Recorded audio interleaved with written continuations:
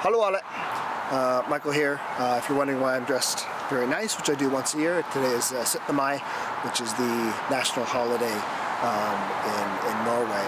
And where I am currently, you can't see the building, you can only see a series of flags, the UN flag behind me, which is center, and I'll talk about that in a second. But I'm at Arkivet, which was previously some of the national archives in Kristiansand in Norway, and during the Second World War was the Gestapo headquarters at a torture site.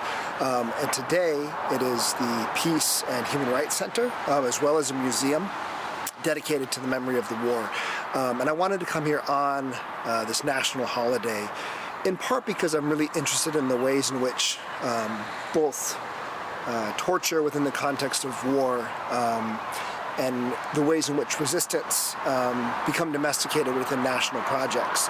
And so I think what's interesting here about this Peace and Human Rights Center is the United Nations flag behind me, and just how often peace, both its definition and its application, become restricted to the purview of states within a contemporary setting. And so ultimately, one of the things that I'm really thinking about is Norwegian resistance, the nation and the state, and what we can learn from that contemporarily and longer term. And I had the opportunity to talk with the assistant director, Joseph Solomonsen, who was just incredible and generous.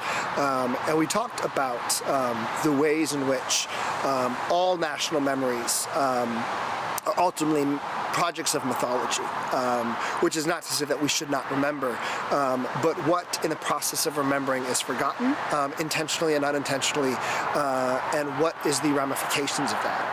In the Norwegian context, something that I'm really interested in is the various resistance groups. The primary one that you'll know of, that you have certainly heard of if you have grown up in Norway, is Milorg, which was the official sort of government-supported resistance group, Gunnar Sundsteby, Max Manus, who were getting direct orders often from the Norwegian government, who was in exile in London.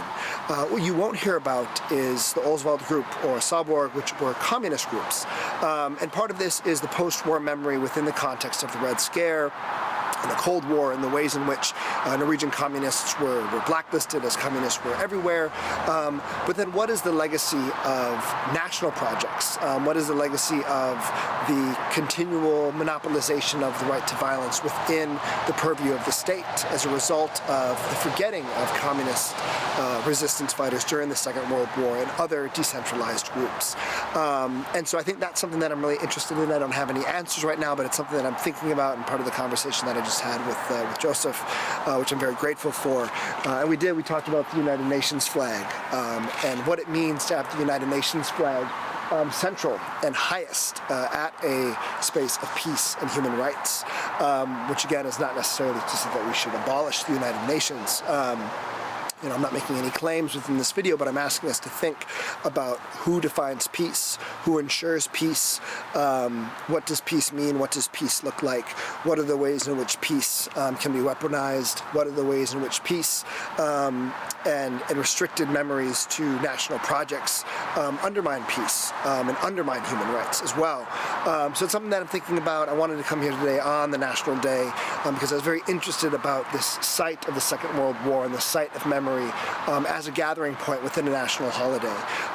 And it was a really wonderful experience. And I think that one of the other things that Arkivet is doing very well, and the Arkivet Foundation, is using the Second World War and the memory of it as a vector to talk about contemporary violences, to talk about the genocide in Gaza. And the word genocide is used, right? Something that is happening in Norway in a way that is not happening in almost any other Western country other than perhaps Spain.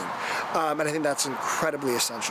And so I got to take a sneak peek into kind of the beta testing of a new exhibit and which uplifts several genocides across the latter half of the 20th century, particularly through the voices of children who survived those experiences. And I think that's incredibly important, and I was really excited to see that. But yeah, so those are my thoughts, my reflections, just kind of on this moment, and I'm looking forward to having the opportunity to write about them, both in prose and poetry. I get to share that with you all, but I wanted to give everybody an update, and thank you, Joseph, for being so gracious and for showing me around Arkivet, and I'm excited to continue doing this work. Ha det!